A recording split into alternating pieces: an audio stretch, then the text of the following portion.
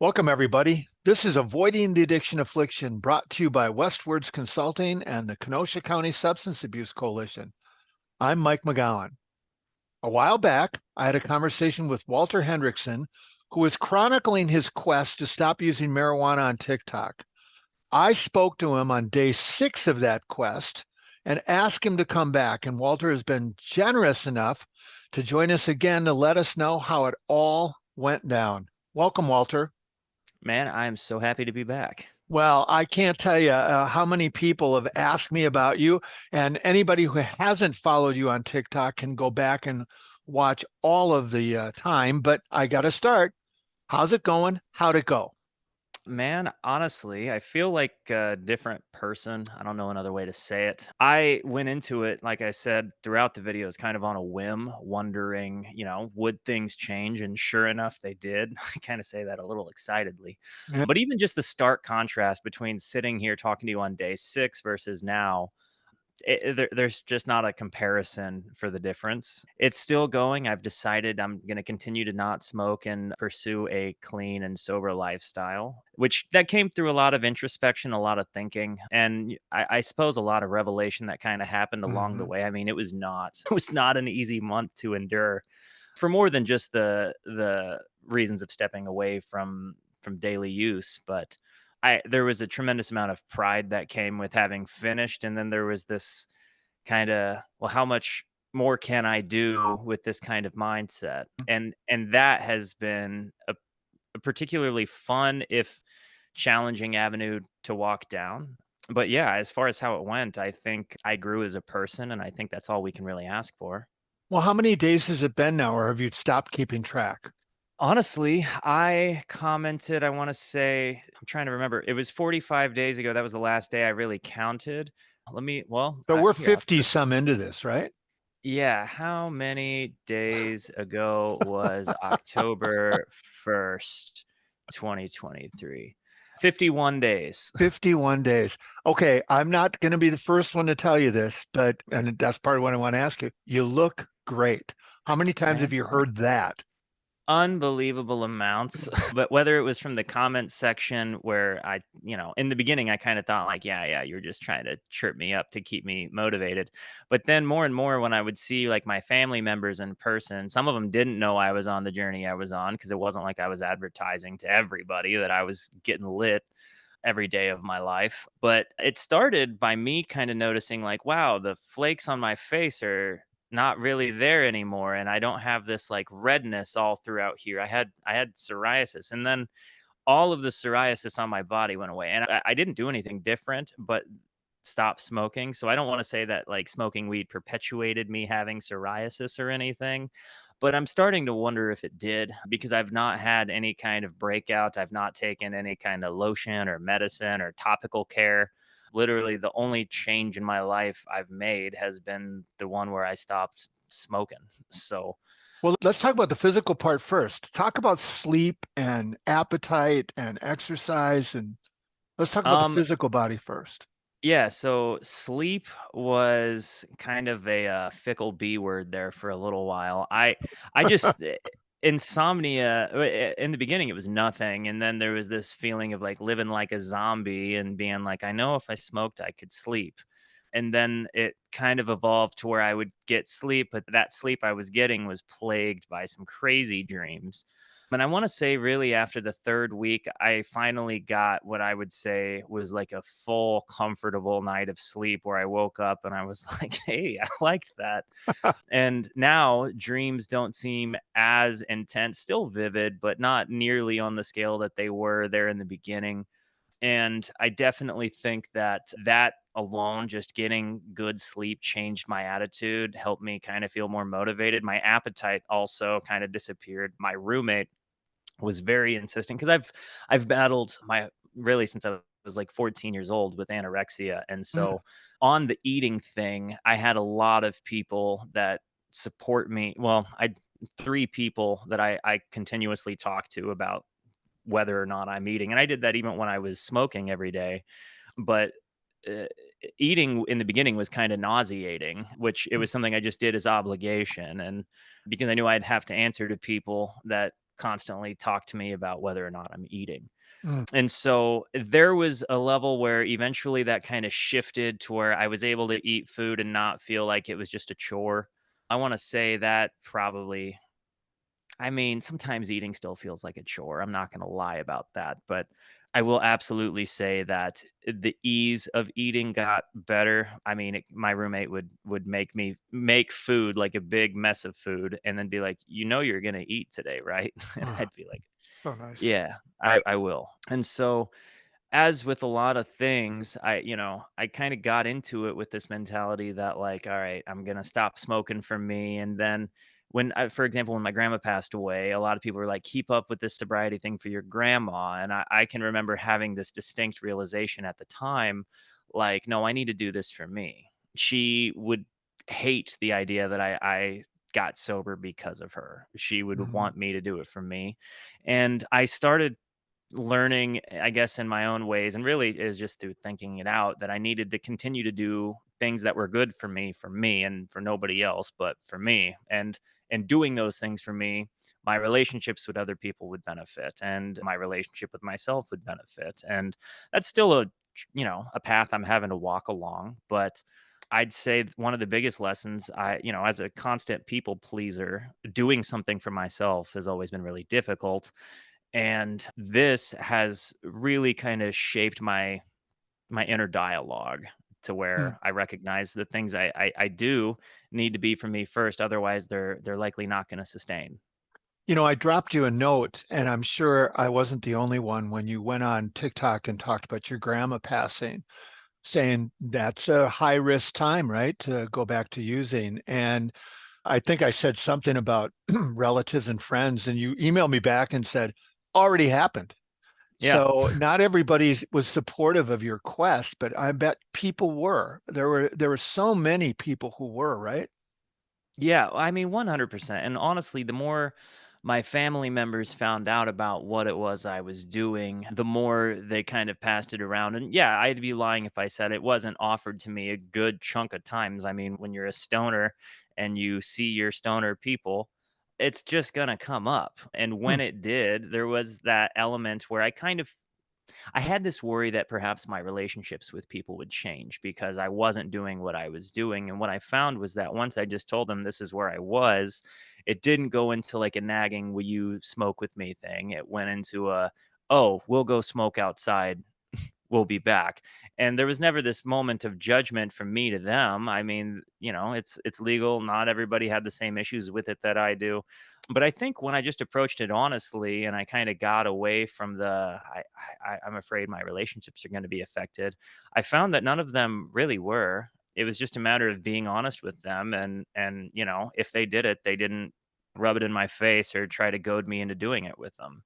I mean, when it happened, it was always the first day that they were like, "Are you sure you don't wanna smoke?" And I'd be like, "Yeah, I am sure, but I should probably go elsewhere." Yeah, right. I don't want to be around it, right? Right, right. Well, speaking of relationships, you took a road trip with your ma. Mm, I Talk did. about that a minute. So I found out in February of 2021 that my ex-wife had been having an affair with my friend. And that kind of started this huge shift in my life. And I would call it a pilgrimage that started in July of 2021. That's when I packed up everything I had and trekked west from Tennessee to Arizona. And that's, I think, really when a lot of the dark ages in my life escalated. And I flew my dad from Michigan to Tennessee to make that drive with me. And I had always kind of considered going to that place I went, the Bixby Canyon Bridge. My ex and I had this affinity for Death Cab for Cutie. I have an affinity for Jack Kerouac. He's my favorite author, and in his book Big Sur, he talks about going to the Bixby. It's actually called the Bixby Creek Bridge. But this artist, this band, Death Cab for Cutie, wrote a song called the Bixby Canyon Bridge about this bridge and about this book, and it moved both my ex and I. And I didn't, I like that ring I had, my wedding band was the last item I had from a life that I would look back at kind of shamefully. Not that I'm condoning or condemning an affair, but when I really started looking at my life in context of the man I was, a guy that was drunk and high and on Adderall all of the time, I recognized I had nothing left and to do with that guy. And that ring had really always been kind of this relic of, my self-disdain. I I knew I wanted to throw that ring off of that bridge in particular, and when I was actually stood right next to my mom when we watched my grandmother breathe for the very last time, and it's a Mm. moment I've never had. I'd never seen in my whole life somebody breathe for the last time, and, my mom just hugged me, and everybody around me is crying, and I'm just kinda stood there staring into space, not knowing what to do, and in my brain, I equal parts, I need to get to the bridge, and I really wanna get baked. And as I'm Mm. holding my mom, I kind of have this realization that like my dad made the first part of this pilgrimage with me to get to Arizona. And I really wanted her to join me on that trip, if only to just get her away from everything. So I talked to her and I was like, hey, after the funeral, do you want to take this road trip up the Pacific Coast Highway? She's coming up on 50 next year. I have a wonderful and young mother who is truly I'm sorry, I'm getting a little emotional Mm. talking about my mom, but She's she's really great. been she's been my best friend and one of the biggest supporters I could ever ask for. And she saw a lot of darkness in my life and she never loved me any differently. She expressed concern at times, but she never loved me any differently. And I always knew that throughout everything I went through. And so she knew how big a deal it was for me to go to that bridge because she'd heard me talk about going to that bridge for about 2 years before, but I could never bring myself to go. And so when I asked her to join me, it was the first time she and I had ever taken a trip, just the two of us. And she'd never been to the Pacific. So we made sure to get our feet into the Pacific. And when I got to that bridge and we parked off to the side, I just started bawling. It was like the Mm. whole journey over the last 3 years had really hit me. And I'd never felt an emotion like that. The journey of just recovering from grief in a few different ways. There was the grief I had been working on kind of overcoming in the last couple of years with the divorce. And then there was this newly fresh grief with grandma. The fact that my mom was there and had literally seen every moment of it. And just having that support with me. But then it, kind of like a life flash before your eyes kind of scene, I just recognized like, wow, look how far I've come. Yep. I made it to the coast of California. I'm standing here sober with my mom, and I've spent so much imagined time at this bridge. And I'm here. It's like a real thing. And I'm seeing this beautiful coast. I'm seeing these amazing mountains, and I'm on the Pacific Coast Highway, literally in Big Sur, this place I've thought about, but it never really existed to me because I'd never been to it. And I had to literally run out onto the bridge, and there's all these people taking pictures and stuff, but nobody's going onto the bridge, and I'm waiting for traffic, and I just book it whenever I get an opening in traffic onto the middle of the bridge, and there's this huge crowd of people like, "What is this crazy man doing?" And so I find that where the supports of this bridge are, there's this little bench area, and I just go sit in that bench area, and I have this moment of the years washing over me. And I'd told myself I was going to make this symbolic gesture of throwing this ring over the bridge and leaving it in a place that would have been relevant to both my ex and I, and not in a angry way, just in a way of I was letting go. I was willing to forgive the past to both, them and to me. And I was going to enable myself to walk forward without this baggage represented by this little black circle of tungsten. And so when I threw the ring, there was this tremendous feeling of liberation. I mean, it wasn't a full 30 days at that point that I had been sober, but I'd committed at that point that I was going to continue on with my journey. And so it felt like I was throwing away a lot more than just the grief of that particular event. It felt like I was throwing away a life I no longer wanted to be a part of. I think I embodied this persona of the sad guy, this guy who'd been Mm. left and hung out to dry, and this guy that, fixed his problems by getting baked and, just blinding himself to the people that love him. And I think in a lot of ways, I'd kind of hidden myself away from people that loved me because it's to love is to be vulnerable. And there's not an easy way to love somebody without also giving those people the keys to hurt you. And I think I didn't necessarily recognize I was doing it but I think I really ran away from people that loved me because I'd been hurt. Mhm. And to have my mom there, just with me to give me a hug when I started crying when I saw the bridge, and just having her say like, "You did make it here. Like you made it here." And it was a surreal moment, and it's something I think I'll get to cherish forever. Well, and you felt it. You felt it clean-headed. Yeah. I experienced all of that emotion, which is perhaps one of the most vivid experiences of emotion I'd ever had in my life. I've just the sight of that bridge again brought me to tears, and when I parked, I lost it. And Mm. there was sorrows for the way I had been, and more than just my relationship with my ex, but and my family relationships, and my just in my life in general, and the way I had treated me. And this felt like something I was finally doing for myself, and something that I knew I was ready to let go of. And there was a lot that came with that little black circle. I mean, that little black circle came to represent to me much more than my divorce. Mm. It meant all of the ways I had despised myself, and really abused myself by my use, and I had hidden myself away in a lot of ways. And I feel like there was this period of life where I wasn't necessarily in first person controlling my vessel. I was just kind of operating and going through things and doing things that were just things I did. But when I really started asking myself the questions of why is this stuff happening, I really found answers that I don't think I would have expected to find at the beginning of that journey. And I think that laying down the grief of my divorce and my sobriety went hand in hand. Just in me, I think everybody's journey is different, but for me, I felt like that's what the case was. And so, again, to have my mom on that trip with me, who's walked through, this journey of grief with me, who's walked through this journey of sobriety with me, it was a big thing. She's so cute too, Walter, because I would read all the comments under your TikToks, and she would post every now and then. And sometimes she was the first one to post, "I'm so proud of you." Or when you got your haircut, she says you look great. I'm like, Yeah. oh, everybody needs a mom, right? Yeah. Oh my gosh. And even just things like a haircut, you know what I Yeah. mean? Yeah. When I really like when she cut my hair, I really felt like that Oh, was your kind of mom cut it? Yeah, yeah, my mom cut my hair the night before my grandmother's funeral. I knew that I had her cut it into a mullet first, because I think we all wonder what we look like with mullets. But we had this big gathering at my grandmother's house the night before her funeral, and I'd made the decision that I wanted to cut it because they'd asked me to play and sing at her Mm. funeral. And so I just kinda had this thought that, like, this long hair is really kinda depression hair. And, I always told myself I wanted to grow a man bun, but once I was able to wear a man bun, I hated myself with a man bun. And so, I mean, sometimes you gotta grow a man bun to realize you don't like man buns.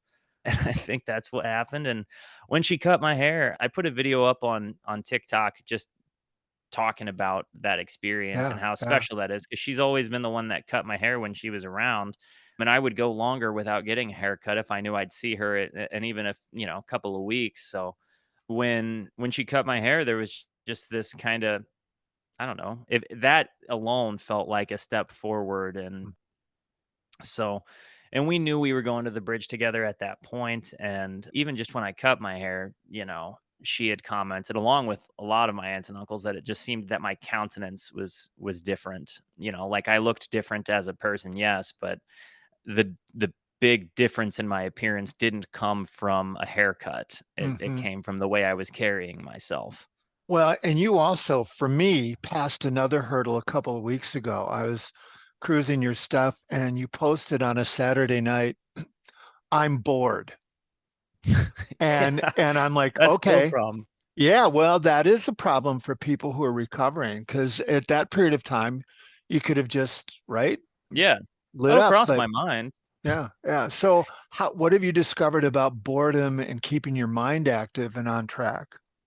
Well, with boredom, I think you have to get a little creative, and you have to kind of get past the lacking desire to do something. I think in that video, I commented that if you're bored, then you're boring. And Hmm. I had this thought that, like, I don't want to be a boring person. But at the same time, I recognize that if I just keep sitting here spinning my wheels, I'm gonna go to a bar, I'm gonna go to a dispensary, and I don't want that either. And I had the presence of mind to recognize that. So when I started thinking I need to find other things to do, that really kind of led me down the idea of getting back into doing my music reactions on YouTube. That led me down into what are things I really enjoyed that I don't do anymore. So I started hiking again. There are just different things. I started calling people when I was bored just to say hello. And so I have kind of like a bored meter, I guess, in my brain. When it goes off, I'm like, okay, this isn't good. I don't do well with idle time. So I need to find either some way productive, even just cooking myself meals if I got bored. Different things, but you have to go out of your way to do something. And I think that's the hurdle that you have to jump over is there's only so much TV a person can watch before they go crazy or just get bored of that too. And so finding ways to occupy my time that weren't just about being mindless was important to me. And honestly, I've gone on quite a few hikes and I've found that like at the end of the day, well, whenever I get to the top of a mountain, whatever mountain I'm hiking on, I'll typically journal and, kind of reflect on what that's been like while I've got this endorphin rush because I pick grueling hikes to go on. Like I really try to hurt Mhm. myself going up those mountains. I've Spoken like found an that. old cross country runner. Yep, that's it. That's exactly me. But I don't know, I found that if I find ways to occupy myself during the day, the evenings are a bit easier to endure. Also trying to plan ahead has been tremendously helpful. Like so if I know like this might be an evening I'm alone, I might call my parents and be like, "What are you guys doing tonight? I might come over." I've spent a lot more time with people just in an effort to avoid boredom. And part of that is like you got to put yourself out there and sometimes you Yeah. swing and miss and sometimes you still have to find a way to occupy your own time without people because there's going to be times when people aren't available to entertain your boredom. But yeah, I think just finding different ways and having a few different backup plans for if things don't work out is hugely important. And if you're in a scenario where you want to smoke, like talk to people about that. Like Yeah. just somebody that knows what's going on, like, dang, I'm really bored. And, it's not like it's not their responsibility to keep you from smoking. I also think it's very important to comment on that because I think it's easy to point blame at people when they're not there for you but that's all perspective. They would have been there for you if they didn't have their own life, and God forbid them for having their own life.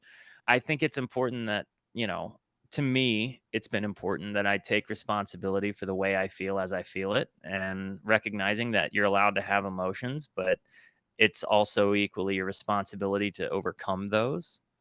Speaking of taking responsibility, somewhere about three-quarters of the way through the first month, somebody posted, and numerous people said this, but somebody posted, because of you, I'm going to quit too.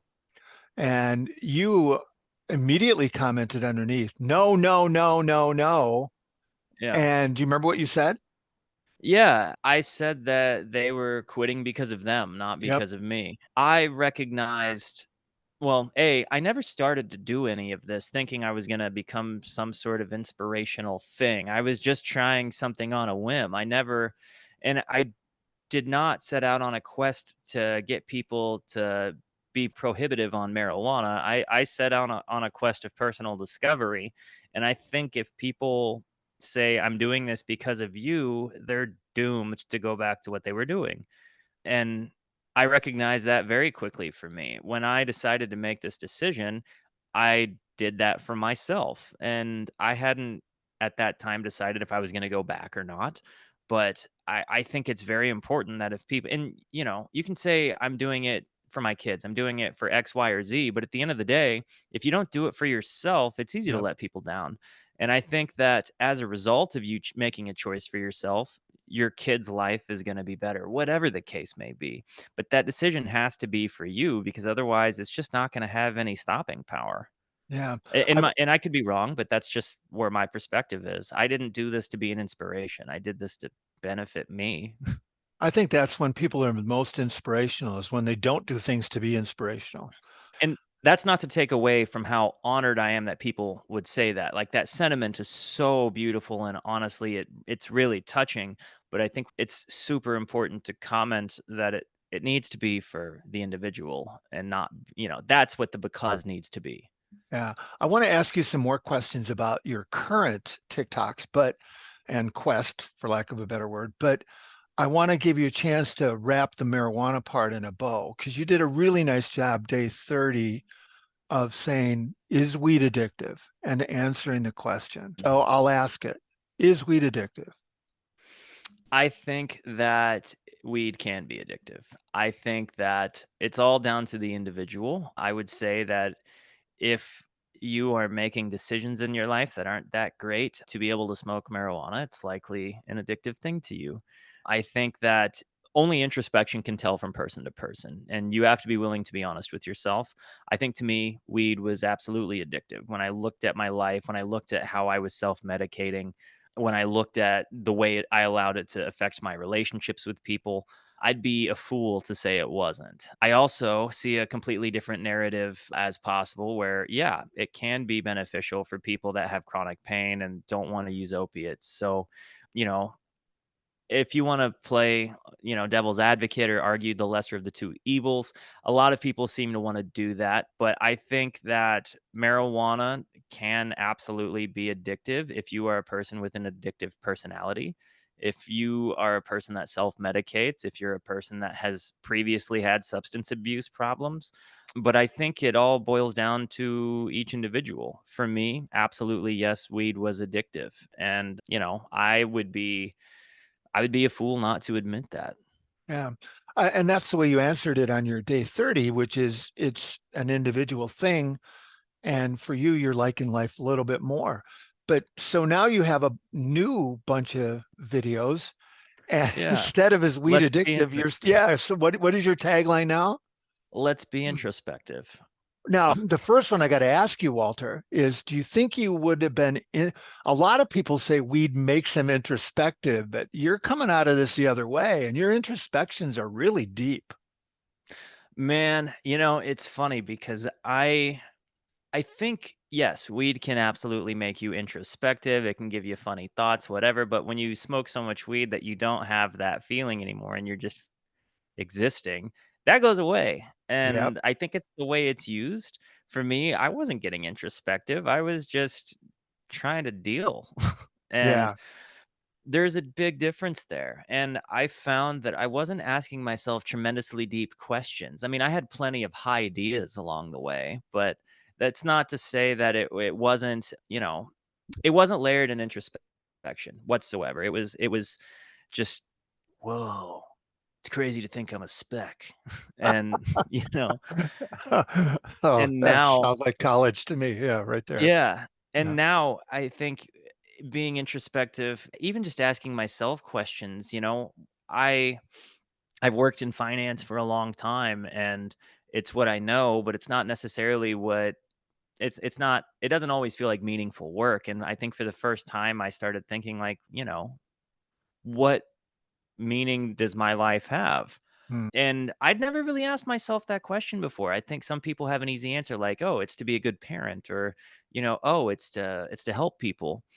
I've always wanted to live a meaningful life, but then when I started kind of going down the philosophical rabbit trail, I just kept finding deep questions. And I think that when you ask yourself questions, when you're really willing to ask yourself hard questions, questions that you can't just come up with an easy answer to, you find out a lot about yourself. And then you may also find ways that you want to change.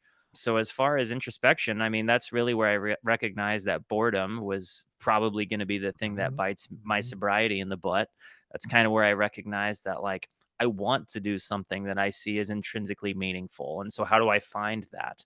And so much of that started with, like, well, find ways to feel joyful. For me, I found that I hated running, but I really loved time in nature. And that's what I found I loved about running. I hated the pressure competition put on me that I put on me because of competition. But time out in nature, where I was either around people that I didn't have to talk to because we were all tired from running, but I was near to people and I was in nature and I could talk if I wanted to, but didn't have to. But then I found that I really loved the smell of the desert and the dust. And I really loved, the views of the mountains and catching golden hour on a hike was moving to me. And I connected throughout my quest into sobriety that I was moved by nature. I was moved by the sun. And so when I put myself out into nature and started hiking and feeling accomplished because I had gone out of my way to do something, there was a whole different level to me of what joy was, and I'd experienced it in a different way. And then, you have the physical accomplishment of having made it to the top. And even just in my journaling, when I get to the top, I find that like I've found ways in my life to be proud, and those are I want to continue to find ways to make me proud. And I think all of that came through just being introspective and being willing to try different things. And yeah, I think as far as being introspective goes, nothing bad is going to come of it. No, no. When you say journaling, you mean video journaling or are you writing too? I'm writing. So I have a journal. It's literally just a Mead notebook that when I get to the top, I just commit to writing one page in that journal. I don't share that with anybody. That's just me writing down the way I feel at that moment. And, I've found that the themes in there have been like, wow, the first time I did this, I really found that I was tremendously proud of myself. And, the hike had kind of served as this representation of the last couple of years. And like, I was all of a sudden on top of this mountain looking down and I could see helicopters flying below. And Hmm. I can remember thinking, like, just looking around, being able to see the entire valley of Phoenix, thinking, like, man, this is wonderful. I Hmm. have done so much today, more than just hike a mountain. And I was able to feel that accomplishment over the last several months. And I went on a hike on day 45 of my sobriety. And when I got to the top there, I recognized like maybe it's only significant because it's a number divisible by five. But to me, it felt very, very real. And when I got up there, I can remember commenting in my journal, like, I never expected I would be able to say I went 45 days without using anything. That was just never even a thought. And the feelings of happiness were very much in my face. And it doesn't take away from the fact that life still happens around you and there's always going to be things to deal with. But focusing on the feelings that were good has become very important. And I recognized in just a moment of introspection on a hike that I have spent a tremendous amount of time of my life thinking about how sad I was and all of the things that made me sad, and really duping myself and, indulging in these feelings of sadness. But I had done tremendously less, or spent tremendously less time indulging in the feelings of happiness and thinking about the things that made me happy and thinking about how happy I was. And so when I saw that there was this stark difference between the amount of time I'd invested in both thoughts, I started thinking maybe I can invest equal parts. Hmm. Like it's going to be easy to focus on how unhappy I am. I've done this my whole life. I'm trained. I'm good to go at this. But what if I tried doing it on the other side of the spectrum and really considering my joy? I've practiced stoicism for a while. And when I started thinking about things in my life that I invested feeling unhappy and that were outside of my control completely, none of that benefited me. It just made me feel worse. And if you're a person that deals with depression or anxiety or a self-medicating person so you don't feel those things, I think it's easy, it's an easy poison to drink. And when I found that, wow, I have this family that loves me. I'm out and nature is beautiful, and look at the desert. And I think that there's wisdom in the desert, but I when I started thinking, wow, I'm happy. How, I like this feeling. I like how this feels. How do I continue to do that? It made it easier that when bad things happen, like my car getting broken into, that was a bummer. Yeah, nobody wants to deal with insurance, police. Nobody wants to get their car window fixed or their steering column adjusted. But I tell you, my skateboards were still there. And so when I started focusing on, like, I can't control that somebody broke into my car, I can control the way I feel about it. And I had my dad there to listen to me lament for a little while and to actually ask me, like, does feeling bad help you right now? Well, Mm. no. Thanks. You're right. It doesn't. And we ate at Denny's, and I it was a great breakfast, and I had a good conversation with my dad. So when I think about bad things that happen, there are silver linings, no matter how hard how sucky the situation is. Silver lining to getting my car broken into, I had a wonderful breakfast with my dad. I got a lot off of my chest. We had a good conversation about how me going back to smoking wasn't going to fix it, even though in that moment I really wanted to, and admitted that to him. Silver lining of my divorce, I walked away with my ability to love and be loved still intact. And I have the ability to move forward and potentially find another suitor, potentially, find out that that's not for me. But I have a whole new adventure I get to walk along. And I've found in this period sobriety. I've found in this period ways to make myself happy and not just have my happiness be dependent upon another person. And so I think you can, if you really look, you can find silver linings to any circumstance. And again, when my car got broken into, silver lining, my skateboards were not taken. So it's not easy to do always. And sometimes you have to convince yourself that that's just what needs to be done.